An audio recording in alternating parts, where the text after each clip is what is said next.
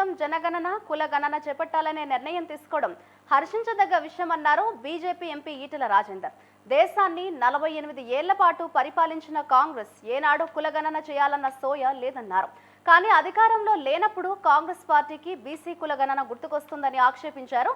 అణగారిన వర్గాలకు అండగా ఉండే పార్టీ బీజేపీ మాత్రమే అన్నారు బీజేపీ ఎంపీ ఈటెల రాజేందర్. 77 సంవత్సరాల స్వతంత్ర భారతంలో 48 సంవత్సరాలు ఈ దేశాన్ని పాలించిన పార్టీ కాంగ్రెస్ పార్టీ. వాళ్ళు అధికారంలో ఉన్ననాడు ఏనాడు బీసీల లేదా ఓబీసీల జనాభా గణన లెక్కలు తీయలే. అణగారిన వర్గాలకు ఛాంపియన్ లాగా ఎస్సీల ఓట్లు కొల్లగొట్టే ప్రయత్నం చేసిండ్రు, ఎస్టీల ఓట్లను కొల్లగొట్టే ప్రయత్నం చేసిండ్రు, అణగారిన వర్గాల బీసీల ఓట్లను కొల్లగొట్టే ప్రయత్నం చేసింది తప్ప వాళ్ళ జనాభా ఎంతనో లెక్కలు తీయలే. కేంద్రంలో మంత్రివర్గ కూర్పులో కూడా ఏనాడు ఈ ఓబీసీల మంత్రిత్వ శాఖకి ఉండాలనేటువంటి సోయుకులు లేదు.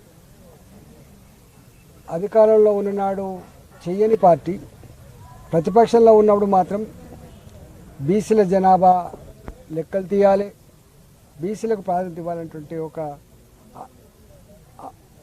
నినాదాన్ని ఎత్తుకొని ప్రజల్ని కన్ఫ్యూజ్ చేసే ప్రయత్నం చేసింది.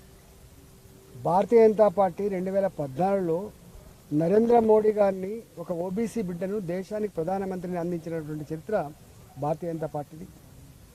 ఇవాళ భారతీయ జనతా పార్టీ కేంద్రంలో పోయిన క్యాబినెట్లో కావచ్చు, అంతకు ముందు క్యాబినెట్లో కావచ్చు, ఈ క్యాబినెట్లో కావచ్చు, దాదాపు ఉన్న మంత్రులలో 27 మంది ఓబీసీ మంత్రులను చేసి, 12 మంది ఎస్సీ మంత్రులను చేసి, 8 మంది ఎస్టీ మంత్రులను చేసి, ఇవాళ ఇతర మతాలకు కూడా 5 మందికి ప్రాధాన్యత ఇచ్చినటువంటి పార్టీ భారతీయ జనతా పార్టీ. అంటే మోర్ దెన్ 60% క్యాబినెట్లో మంత్రివర్గంలో ఇవాళ ఓబీసీలు, ఎస్సీలు, ఎస్టీలు, మైనార్టీలకు ఇచ్చినటువంటి పార్టీ, మైనార్టీలకు గౌరవించుకున్న పార్టీ భారతీయ జనతా పార్టీ.